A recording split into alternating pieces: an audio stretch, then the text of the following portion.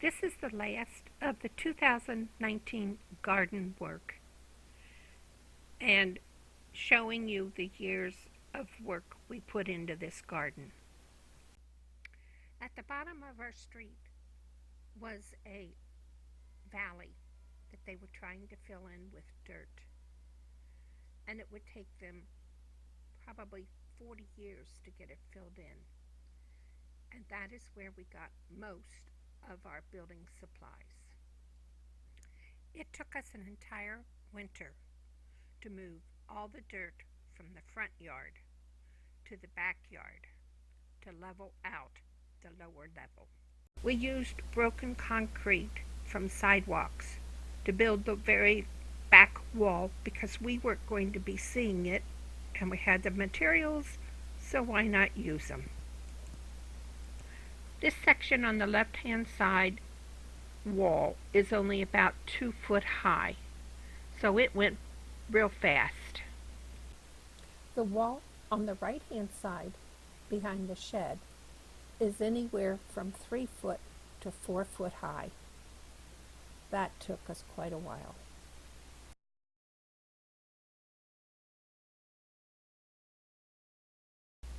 Since we had all of the walls in the very back built, our next project was the terrace walls, of which there are 3. Next, we put in steps and these walls on the side, and we had to remodel them twice to keep them from slipping on down the hill.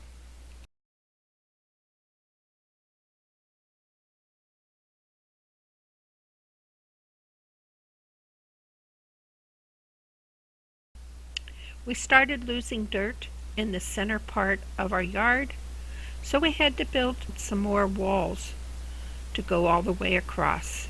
That seems to have taken care of that problem.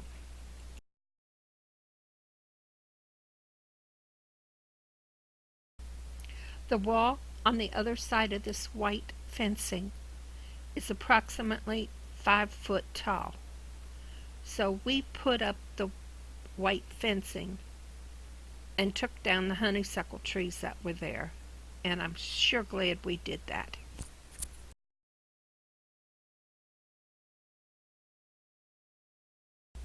There are 2 kinds of flowers that do well in a yard, and that is annuals and perennials.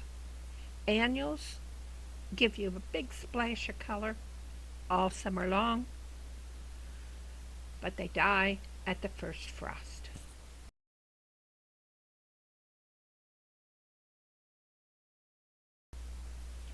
Perennials will last for years and years. They have a very specific blooming time, and you may only see them for 6 weeks. So that's why you need annuals also.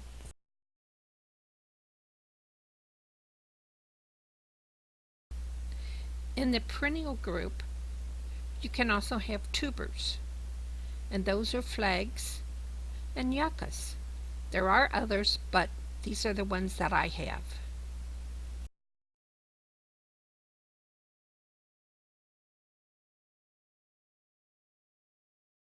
Lilies are also perennials, and the Asiatic lilies have leaf system like an Easter lily.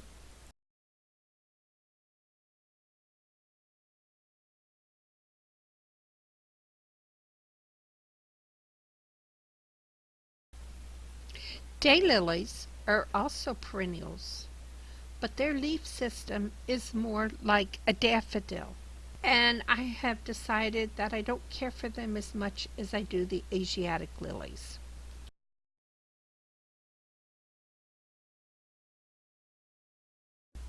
Surprise lilies are also a perennial, and they have a huge bulb, and they bloom somewhere around July and August. The surprise lily will come up in the spring with leaves like a daffodil, and then it all dies back. and there's nothing there. And then somewhere towards the end of July, they will send up one stem, and the flowers will pop out within a day or two.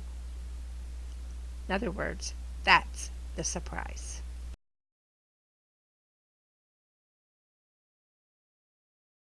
The mom will grow all summer, but no flowers. And in the fall of the year, it sends out its beautiful fall-colored flowers.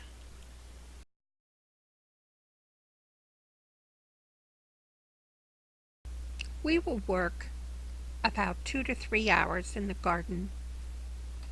Not every day, but quite a bit.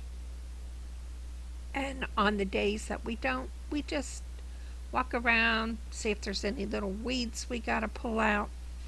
And then we love sitting out in the backyard surveying the property.